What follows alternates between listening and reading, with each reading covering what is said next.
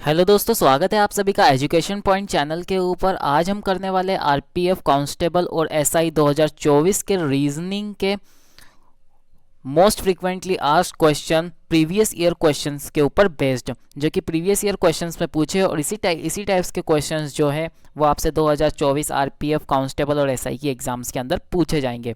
ठीक है दोस्तों, तो बिना टाइम वेस्ट करे हम शुरू करते हैं आज की क्लास। दोस्तों, हमारा पहला क्वेश्चन है। तो ये रहा हमारा पहला क्वेश्चन हमको बताना है कि जिस तरीके से हमको इस क्वेश्चन मार्क की जगह हमको बताना है, ठीक है। जिस तरीके से प्लांट जो है वो सीड से रिलेटेड है, फ्लावर किस चीज़ से रिलेटेड होगा।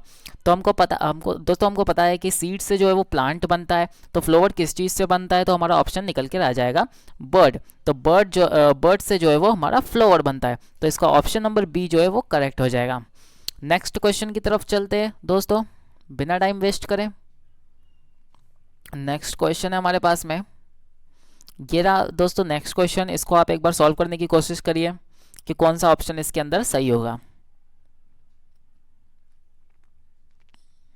ठीक है दोस्तों, तो इसके अंदर एकदम हम क्लियरली देख सकते हैं कि ऑप्शन नंबर बी तो हो ही नहीं सकता है। ऑप्शन नंबर सी के अंदर यहाँ पर एक जो ये बीच में लाइन है ये एक्स्ट्रा आ गई है, और ऑप्शन नंबर ए के अंदर जो है ये वाली जो लाइन है ये वाली तो होनी ही नहीं चाहिए। तो ऑप्शन नंबर ए तो कट गया, बी तो डेफिनेटली कट गया, तो इसका ऑप्शन नंबर जो सी है वो करेक्ट होगा। ये देखिए दोस्तों, इस तरीके से इसकी जो है वो इमेज बनेगी यहाँ पर, और ये ऑप्शन नंबर सी के अंदर ही है। ठीक है, तो ऑप्शन नंबर सी इसका करेक्ट हो जाएगा।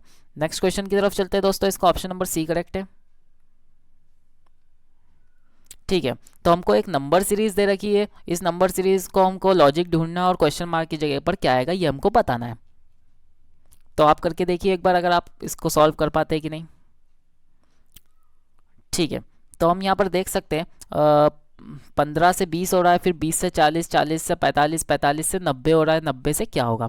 तो 15 से 20 पर जा रहा है तो +5 हो रहा है, और 20 से 40 पर जाएगा तो +20 होगा, 40 से 45 पर जाएगा तो +5 होगा, 45 से 90 पर जाएगा तो +25 होगा। अब वापस से यहाँ पर +5 होने वाला है। इसी तरीके से देख सकते हैं +5 तो यहाँ भी होगा क्या हमारे पास में +5, तो 90 +5 हो जाएगा हमारे पास में 95, और ऑप्शन नंबर डी जो है इसका करेक्ट हो जाएगा। नेक्स्ट क्वेश्चन है हमारे पास में, नेक्स्ट क्वेश्चन हमारे पास में स्लोजिज्म का है, तो इसको आप सॉल्व कीजिए।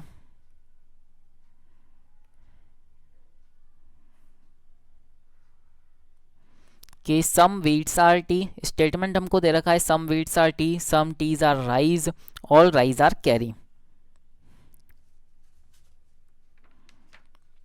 ठीक है, तो इसका हम डायग्राम कैसे बनाएंगे, इस तरीके से बनाएंगे। देखो दोस्तों, सम वीट्स,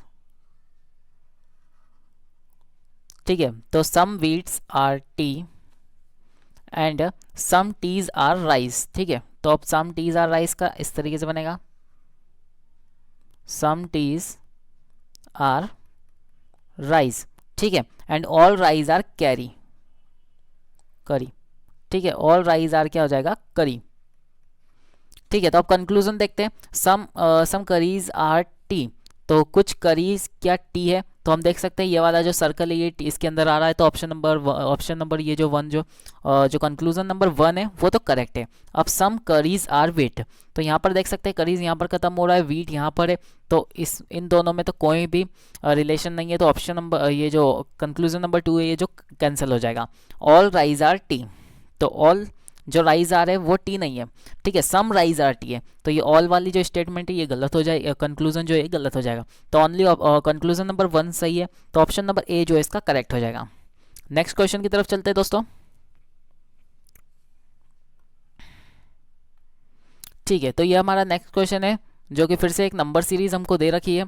नंबर सीरीज को हमको सॉल्व करना है, जो कि 5 जनवरी 2019 के शिफ्ट 1 के अंदर ये क्वेश्चन पूछा गया था।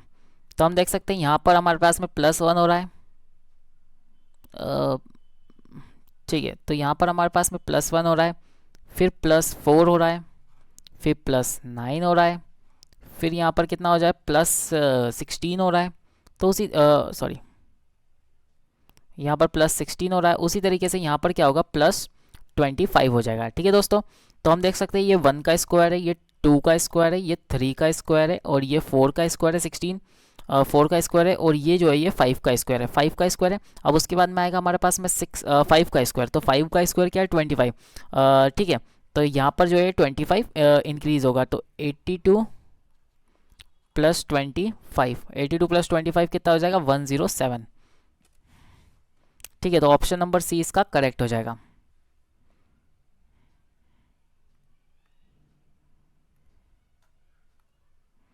नेक्स्ट क्वेश्चन है हमारे पास में डाइस के ऊपर बेस्ड है।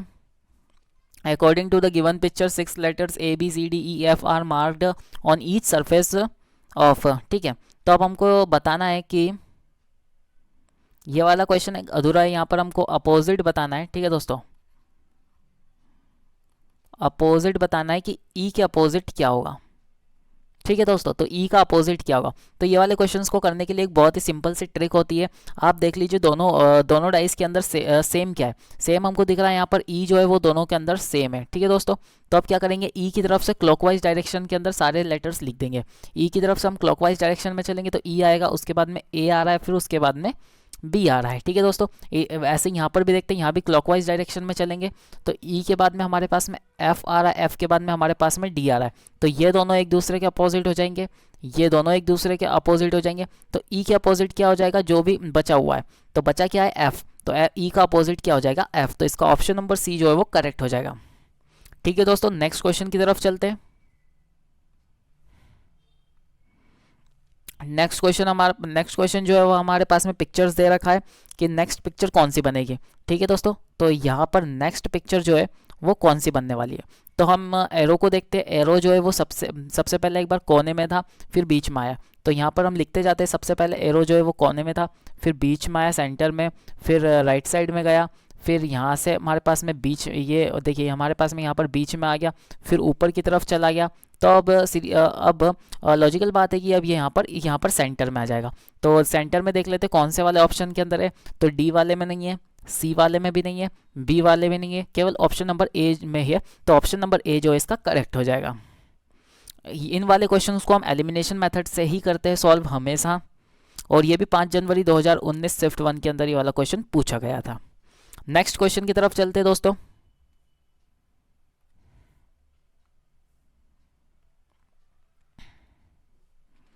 ठीक है, तो ये रहा हमारा नेक्स्ट क्वेश्चन। नेक्स्ट क्वेश्चन जो है वो हमारे पास में ब्लड रिलेशन का दे रखा है, हमको लॉजिक्स दे रखे हैं, और अब हमको निकालना है कि how is the relation to the father of X related to W. ठीक है, तो फादर ऑफ एक्स मतलब एक्स के फादर जो हैं वो डब्ल्यू से किस तरीके से रिलेटेड है। तो हम यहाँ पर लॉजिक्स हमको दे रखे हैं, हम बनाते हैं। क्या दे रखा है, एक्स परसेंटेज वाई, परसेंटेज का मतलब होता है कि यहाँ पर हम देख सकते हैं A percentage B, A is the daughter of B, तो एक्स परसेंटेज वाई मतलब X is the daughter of Y. एक सेकंड दोस्तों, मैं माइक सही कर लेता हूँ जब तक आप इस क्वेश्चन को सॉल्व कीजिए। ठीक है, तो जो हमारा एक्स है, एक सेकेंड, हाँ एक्स, जो हमारा X is the daughter of Y, यानी कि एक्स जो है वो डॉटर है वाई का, तो X is the daughter of Y. ठीक है, ठीक है दोस्तों, तो ये हो जाएगा X is the daughter of Y, and at the rate का मतलब क्या होता है, यहाँ पर हम देख सकते हैं husband, A is the husband of B, तो Y is the husband of Z, तो हस्बैंड के लिए हम डबल लाइन खींचते हैं, और एक्स अगर ये हस्बैंड है तो ऑब्वियस सी बात है जेड जो है वो वाइफ हो जाएगी।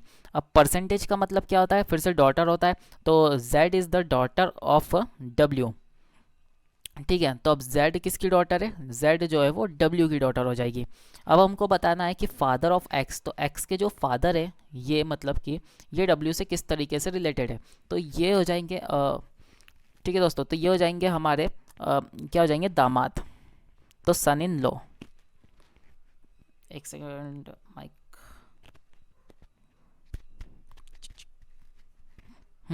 तो ये हो जाएगा हमारे पास में क्या, दामाद, तो W जो है वो Y के क्या हो जाएंगे, दामाद, son in law. Option number A जो है इसका करेक्ट हो जाएगा।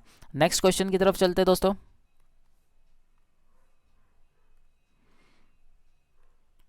नेक्स्ट क्वेश्चन हमारे पास में लॉजिक अप्लाई करना है, जिस तरीके से टेलीविज़न इलेक्ट्रिसिटी से रिलेटेड है तो कार किस चीज़ से रिलेटेड होगा। तो हम देख सकते हैं जो टेलीविज़न है वो इलेक्ट्रिसिटी से चलती है, तो कार किस चीज़ से चलेगी, कार टायर से नहीं चलेगी, ब्रेक से नहीं चलेगी, पानी से नहीं चलेगी, कार जो है वो फ्यूल से चलेगी। तो इसका ऑप्शन नंबर बी जो है वो करेक्ट हो जाएगा, फ्यूल। ठीक है दोस्तों, नेक्स्ट क्वेश्चन की तरफ चलते हैं। नेक्स्ट क्वेश्चन हमारे पास में कोड लैंग्वेज दे रखी है। कोड लैंग्वेज हमको दे रखी है कि जो कोड लैंग्वेज में ब्रोक को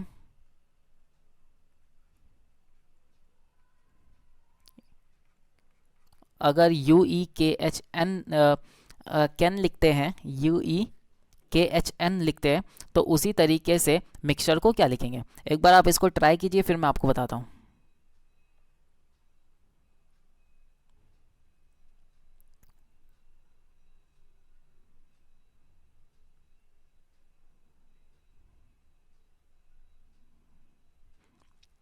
ठीक है, तो इसको अभी तक आपने सॉल्व कर ही लिया होगा। तो इन क्वेश्चन को लिखने के लिए सबसे पहले हमको जो है नंबरिंग कर लेनी चाहिए, जिससे कि जो क्वेश्चन है वो बहुत ही सिंपल हो जाता है। बी जो है वो 2 नंबर पर आता है, R 18 नंबर पर आता है, O 15 पर आता है, E 5 पर आता है, F जो है वो 6 नंबर पर आता है। ठीक है दोस्तों, अब U की बात कर लेते हैं। तो U जो है वो 21 नंबर पर आता है, E 5 नंबर पर आता है, K जो है 11 नंबर पर आता है, H जो है वो 8 नंबर पर आता है, और N जो है वो 14 नंबर पर आता है। अगर आपको भी इस तरीके से फास्ट नंबरिंग सीखना है तो आप कमेंट बॉक्स में बताइएगा, मैं इसकी एकदम सिंपल ट्रिक मैं आपको बता दूंगा। जैसे कि मैंने K का कैसे निकाला, तो K को मैंने याद कर रखा है कि जम्मू कश्मीर में 10-11 गोलियाँ चलती रहती है। तो जम्मू कश्मीर में तो J जो है वो 10 पर आ जाएगा और K जो है वो 11 नंबर पर आ जाएगा। इसी तरीके की अगर आप भी शॉर्ट ट्रिक्स जानना चाहते हैं तो मुझे कमेंट बॉक्स में बताइएगा, मैं इसके लिए एक सेपरेट वीडियो बताऊंगा, फिर उसके बाद में आप भी इतनी ही स्पीड में नंबरिंग कर पाएंगे। ठीक है, तो अब हम यहाँ पर क्लियरली देख सकते हैं कि यहाँ से यहाँ, ठीक है दोस्तों, मतलब ये जो है ये और ये दोनों क्या हो रहा है, +3 हो रहा है। ठीक है दोस्तों, देख सकते हैं आप, ये जो है ये हो रहा है +4 हो रहा है, यहाँ पर भी सेम ही चल रहा है।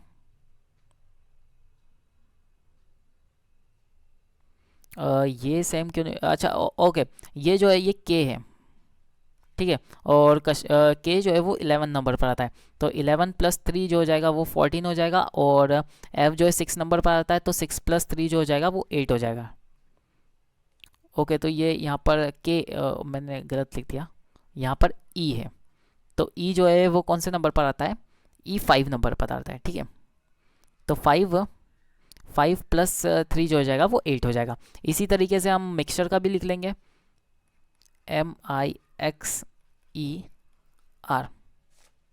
ठीक है, तो मिक्सचर को हम किस तरीके से लिखेंगे, सबसे पहले नंबरिंग कर लेते हैं। M जो है वो 13 नंबर पर आता है, I 9 नंबर पर आता है। ठीक है दोस्तों, उसी तरीके से जो हमारा X है वो 24 नंबर पर आता है, E 5 नंबर पर आता है, R जो है वो 18 नंबर पर आता है। तो 13 + 5 कितना हो जाएगा, 13 + 5 जो है हमारे पास में 16 हो जाएगा, और 16 नंबर पे क्या आता है, P आता है। ठीक है, 9 + 3 कितना हो जाएगा, 9 + 3 हो जाएगा 12 नंबर पर L आता है। ठीक है, इसी तरीके से 24 + 3 क्या हो जाएगा, जैसे कि 25 26, और फिर 26 के बाद में क्या आएगा, 1 नंबर पर क्या आता है, A, तो यहाँ पर A हो जाएगा। अब हम देख सकते हैं LPA जो है ऑप्शन नंबर A के अंदर है, तो ऑप्शन नंबर A जो है इसका करेक्ट हो जाएगा। ठीक है दोस्तों, तो ऑप्शन नंबर A जो है इसका करेक्ट हो जाएगा। अब हमको ये बात की 2 संख्या निकालने की कोई ज़रूरत नहीं है, क्योंकि हमने ये देख लिया ऑप्शन नंबर A के अंदर ही है। अब नेक्स्ट क्वेश्चन की तरफ चलते हैं दोस्तों। नेक्स्ट क्वेश्चन है हमारे पास में, स्टेटमेंट हमको दे रखा है और कंक्लूजन हमको बताना है। ठीक है, तो स्टेटमेंट हमको दे रखा है कि every Monday is a working day and today is a working day. मतलब कि जितने भी जो भी मंडे आता है वो वर्किंग डे होता है, और आज वर्किंग डे है। तो अब हमको कंक्लूजन बताना है कि कंक्लूजन में क्या today is Monday, today is Monday, तो इसमें बोला गया है कि today is working day, and every Monday is a working day. तो यहाँ पर इन्होंने स्टेटमेंट के अंदर ये डिफाइन नहीं करा है कि आज मंडे ही है, तो आज कोई सा और भी डे हो सकता है, ट्यूसडे, वेडनेसडे, थर्सडे, फ्राइडे। तो ये ऑप्शन तो ये वाला जो कंक्लूजन है वो हमारे पास में गलत हो जाएगा।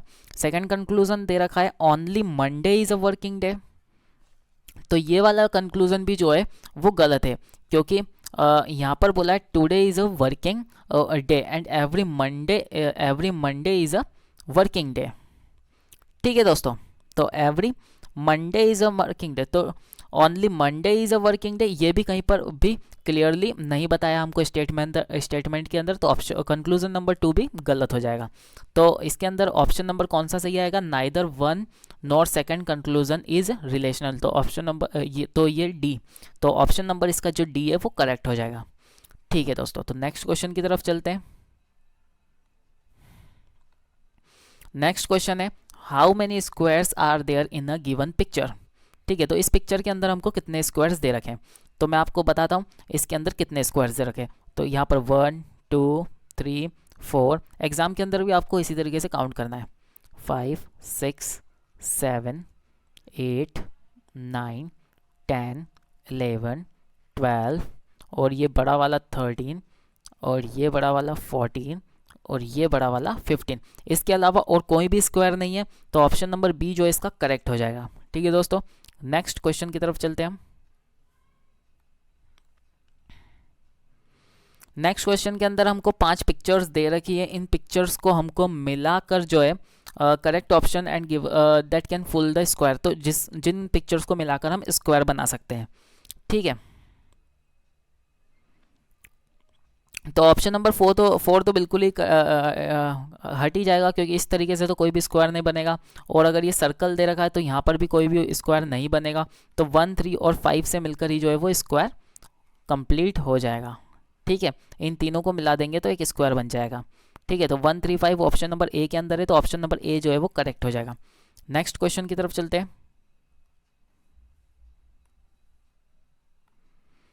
नेक्स्ट क्वेश्चन हमको दे रखा है फिर से, नेक्स्ट क्वेश्चन दे रखा है हमको which of this is not related in this group, तो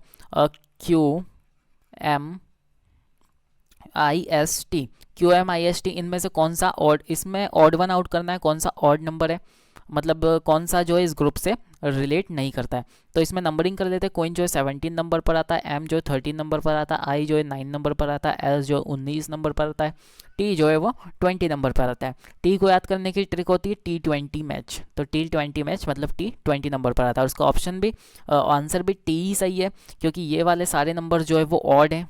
ठीक है दोस्तों, तो आप देख सकते हैं ये वाले सारे नंबर्स ऑड है, और केवल यही वाला नंबर है जो कि इवन है, तो ऑप्शन नंबर ए जो इसका करेक्ट हो जाएगा, टी।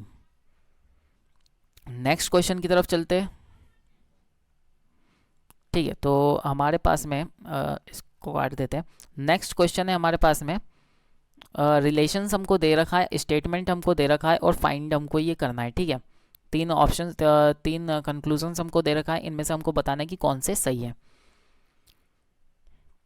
तो m is greater than e is greater than m, हमको हम यहाँ पर इनको एक बार लिख लेते हैं। ठीक है, ठीक है दोस्तों, तो अभी हम इनको लिख लेते हैं। c is greater than and equal to u is greater than e, and c is equals to o is greater than m, and m is greater than and equal to t, oh sorry ये इसके आगे आया, m is greater than and equal to t, and m is equals to a is greater than l। तो ये वाले question बहुत ही easy होते हैं, इनमें कुछ 2-3 ट्रिक्स होती है जो कि हमको लगानी पड़ती है। तो हमारा पहला कंक्लूजन पहला क्या फाइंड हमको करना है कि क्या e m से बड़ा है, तो हम देख सकते e इसके अंदर आ रहा है और m इसके अंदर आ रहा है, तो हमको इन दोनों को ऐड करना पड़ेगा। ठीक है, तो ऐड किस तरीके से करेंगे, c जो है वो o के बराबर है, तो o की जगह पर हम c भी लिख सकते हैं। ठीक है दोस्तों, तो हम o की जगह पर हम क्या लिख देते हैं, o की जगह पर हम c लिख देते हैं। अब c के साइड में हम ये तो लिख ही देते हैं, c जो है वो greater c is smaller than and equal to u, और u is smaller than e। ठीक है, अब इस o के इधर की साइड में क्या लिखा है तो ओ की जगह पर हमने सी लिख दिया है, तो सी जो है वो बड़ा होगा एम से, और जो एम है वो बड़ा है किससे, टी से। ठीक है, तो अब हम देख लेते हैं क्या ई जो है वो एम से बड़ा है। तो ई यहाँ पर हम देख सकते हैं एम से बड़ा है, क्योंकि सारे एक ही तरफ मुंह इनका खुला है, सारे ग्रेटर देन है, तो ई जो है वो एम से बड़ा होगा। तो ऑप्शन नंबर 1 जो है वो करेक्ट, और फाइंडिंग जो 1 है वो हमारी करेक्ट हो जाएगी। अब हमको देखना है C is greater than and equal to T. तो हम देख सकते हैं T is greater than and equal to M. तो हम ये बोल सकते हैं कि T is sorry C is C जो है वो टी से बड़ा है, लेकिन इक्वल टू नहीं है, क्योंकि एम के पास में यहाँ पर कोई भी इक्वल टू का साइन नहीं लगा है। ठीक है, यहाँ पर कोई भी इक्वल टू का साइन नहीं लगा है, तो ये ऑप्शन तो ये वाला जो है ये गलत हो जाएगा, सेकंड फाइंडिंग। थर्ड फाइंडिंग हमको दे रखा है क्या L is greater then T है। तो अब हम एल यहाँ पर दे रखा है और टी यहाँ पर दे रखा है, तो हम दोनों हम इसको मर्ज कर देंगे। ठीक है, तो C is equals to O is greater than M is greater than and equal to T. ठीक है, अब यहाँ पर क्या है, ठीक है, और अभी हमको यहाँ पर क्या बोल रखा है कि m is equals to a is equals to l। ठीक है दोस्तों, तो हम a की जगह पर जो है वो m लिख सकते हैं। ठीक है दोस्तों, तो अभी हम क्या करेंगे जो t तो यहाँ से इससे और इससे हम क्या लिख सकते हैं, इससे और इससे हम यहाँ पर क्या लिख सकते हैं, ये देखिए a जो है वो m के बराबर है, तो हम यहाँ पर m की जगह पर क्या लिख सकते हैं, a लिख सकते हैं।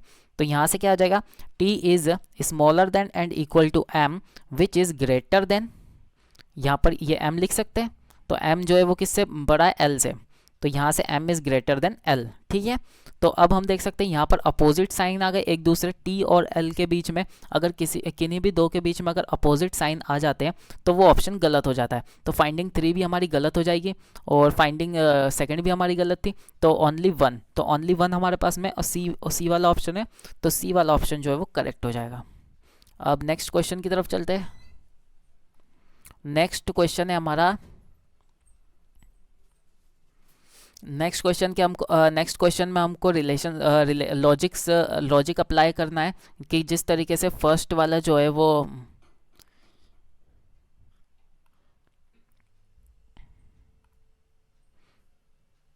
हाँ, तो जिस तरीके से हमारा क्यू एच से रिलेटेड है, उसी तरीके से एस जो है हमारा किस चीज़ से रिलेट होगा। ठीक है, तो हम इसकी सबसे पहले नंबरिंग कर लेते हैं। क्यू जो है वो 17 नंबर पर आता है, और एच जो है वो 18 नंबर पर आता है, और एस जो है वो हमारा 19 नंबर पर आता है। तो अब यहाँ पर क्या आएगा, हम यहाँ पर देख सकते हैं कि ये जो हो रहा है ये -9 हो रहा है, और अगर 19 को भी -9 करते हैं तो यहाँ पर आ जाएगा क्या, 10, और 10 नंबर पर क्या आता है, जे, जो कि ऑप्शन में भी है, तो हमारी ये वाला लॉजिक सही हो जाएगा, ऑप्शन नंबर ए जो है इसका करेक्ट हो जाएगा। नेक्स्ट क्वेश्चन की तरफ चलते हैं दोस्तों। ठीक है, नेक्स्ट क्वेश्चन है, जिस in certain code language annoy is written as JZMMLB, उसी तरीके से साउंड किस तरीके से लिखा जाएगा। तो मैं आपको टाइम देता हूँ, आप इसको सॉल्व करिए।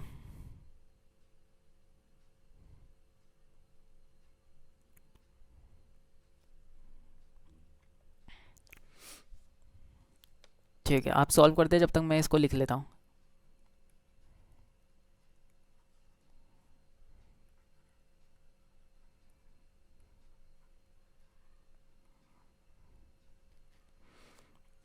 ठीक है, तो आप इसमें आप क्लियरली देख सकते हैं ए का जो अपोजिट होता है,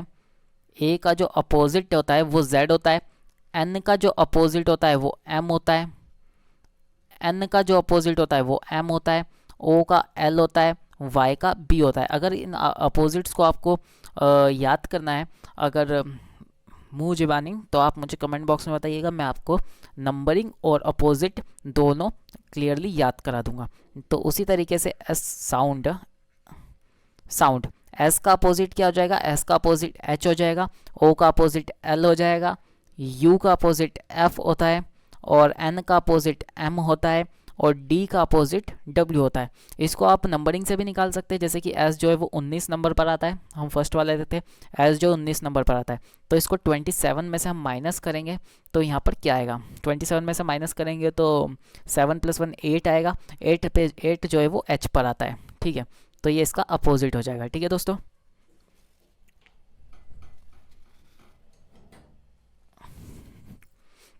नेक्स्ट क्वेश्चन की तरफ चलते हैं हम।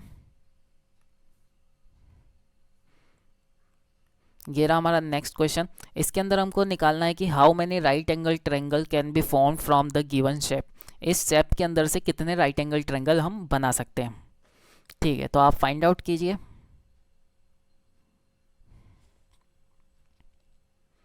ठीक है, तो अब हम देख लेते हैं। यहाँ पर 1 2 3 4 5 6 और इसके अलावा और तो कहीं भी नहीं बन रहा है। ठीक है, तो इसका ऑप्शन नंबर डी जो है वो करेक्ट हो जाएगा, क्योंकि 6 राइट एंगल ट्रायंगल जो इसके अंदर बन रहे हैं। ठीक है, नेक्स्ट क्वेश्चन की तरफ चलते हैं।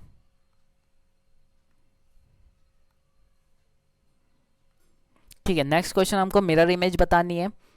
PIGGLET की मिरर इमेज बनानी है। तो मिरर इमेज इसकी क्या बनेगी, आप बताइए, फिर मैं आपको बताता हूँ। वैसे तो क्लियरली दिख रहा है कि क्या बनेगी।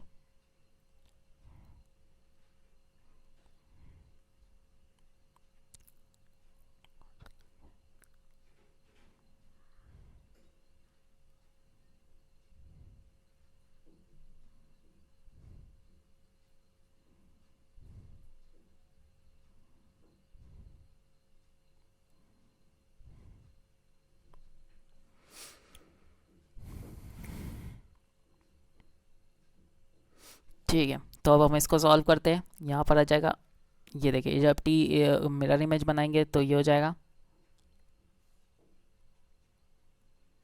फिर इसके बाद में ये ई जो है वो उल्टा ऐसा बनेगा, फिर एल ऐसा बन जाएगा, फिर ये जी ऐसा बन जाएगा, ऐसे ऐसे, और ये पी इस तरीके से बन जाएगा। तो ऑप्शन नंबर सी जो है इसका करेक्ट हो जाएगा। ठीक है दोस्तों, नेक्स्ट क्वेश्चन की तरफ चलते हैं।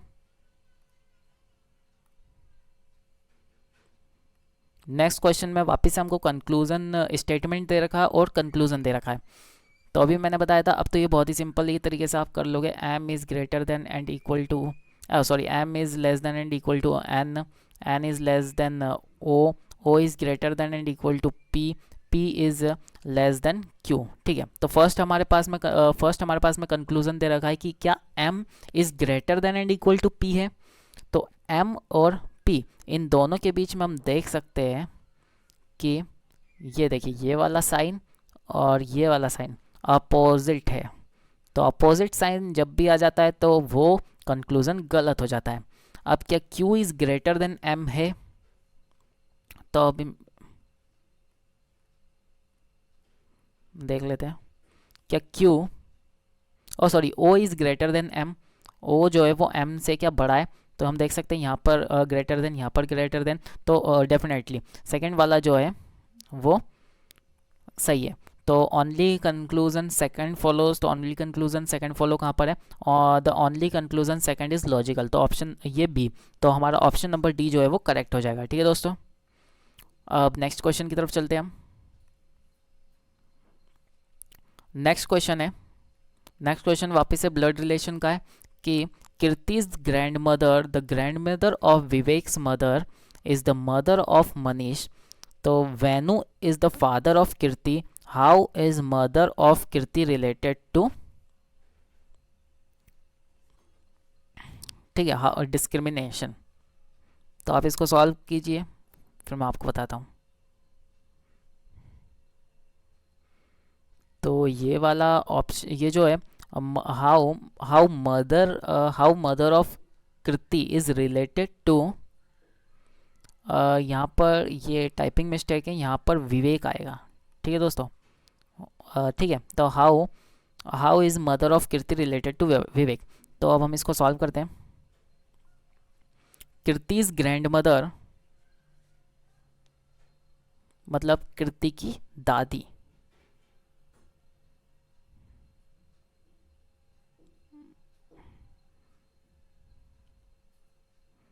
तो ये हो जाएगी हमारी कृति। इसकी जो ग्रैंड मदर है वो कौन है? Kriti's grand mother, the mother of Vivek's mother. ठीक है, तो जो ये कौन है? ये विवेक की मदर है। ठीक है, तो विवेक की मदर मतलब कीर्ति की भी कीर्ति की सिस्टर हो जाएगी विवेक की मदर। और जो विवेक की, तो यहाँ पर आ जाएगा हमारा विवेक। ठीक है, तो the mother of Vivek's mother. ठीक है, तो the mother of Vivek's mother. ठीक है, मदर हो जाइए। Is the mother of Manish. ठीक है, तो is the mother of Manish, तो मतलब जो विवेक की मदर है वो मनीष की भी मदर है। तो यहाँ पर हम मनीष भी आ जाएगा। मनीष जो है वो विवेक्स की मदर, वो विवेक्स की मदर की सिस्टर, मनीष जो है वो ब्रदर हो जाएगा। ठीक है दोस्तों, अब नेक्स्ट हमको बोल रहा है Venu is the father of Kirti. Venu is the father of कीर्ति।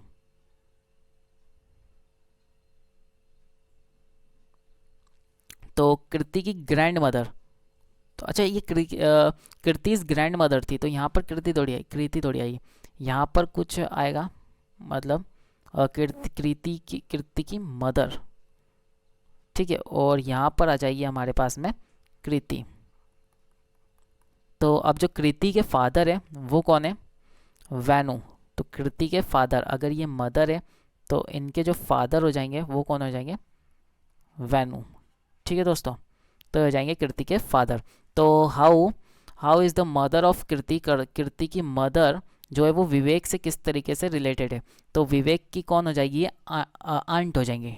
ठीक है दोस्तों, विवेक की कौन हो जाएगी? आंट। तो ऑप्शन नंबर बी जो है इसका करेक्ट हो जाएगा। नेक्स्ट क्वेश्चन की तरफ चलते हैं।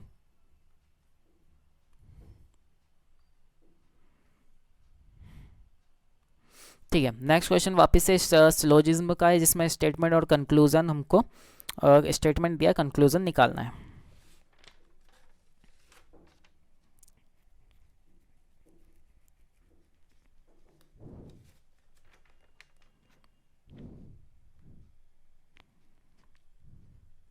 ठीक है, तो इसको एक बार आप ट्राई कीजिए, फिर मैं आपको बताता हूँ।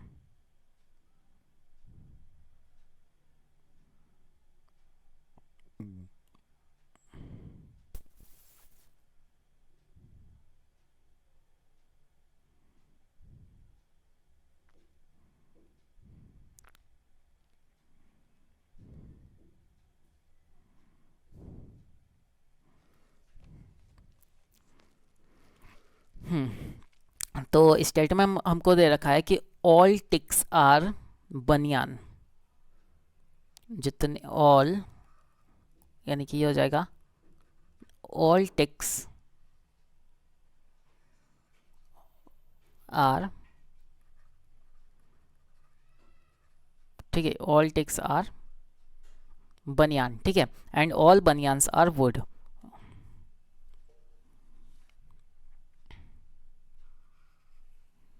यानी कि ऑल बनियान्स आर वुड। ठीक है, तो अब हम कंक्लूजन देख लेते हैं। कंक्लूजन क्या देखा है? ऑल वुड्स आर टिक, यानी कि जितने भी वुड्स है वो टिक्स है। तो ये वाला जो है जाएगा,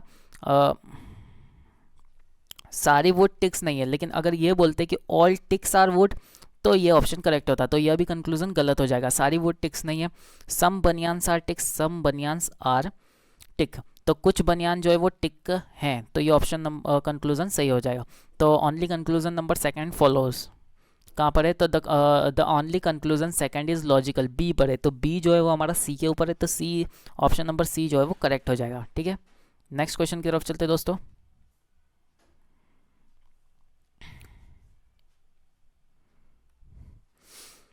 ठीक है, ये कुछ इन्फॉर्मेशन दी है, इसको आपको सॉल्व करना है।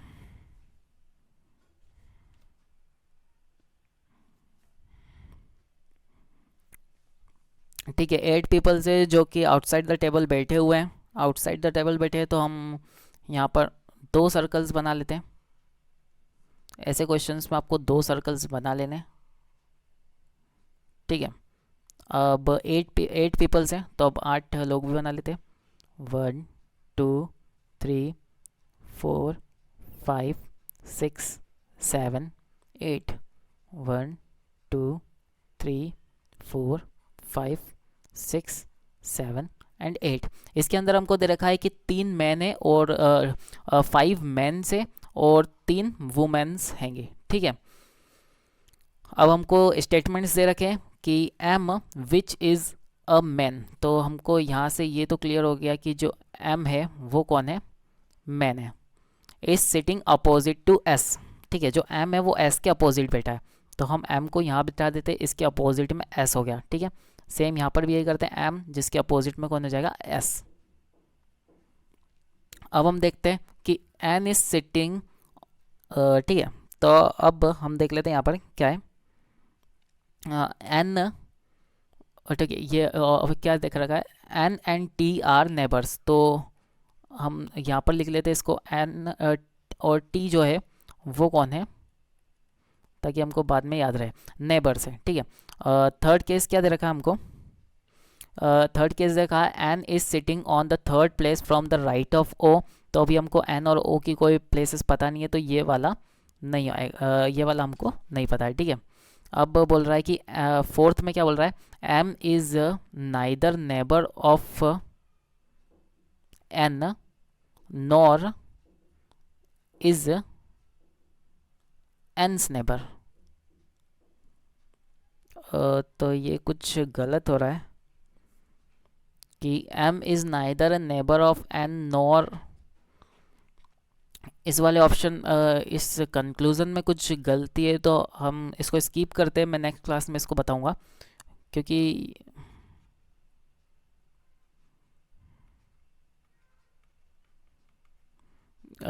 M is neither a neighbour of N और any and N is neighbour, तो ये कुछ क्लियरली नहीं है, तो हम इसको नेक्स्ट क्लास में करेंगे।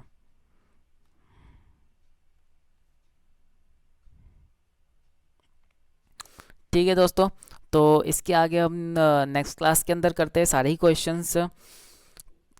तो अगर आपको दोस्तों क्लास पसंद आई हो तो प्लीज़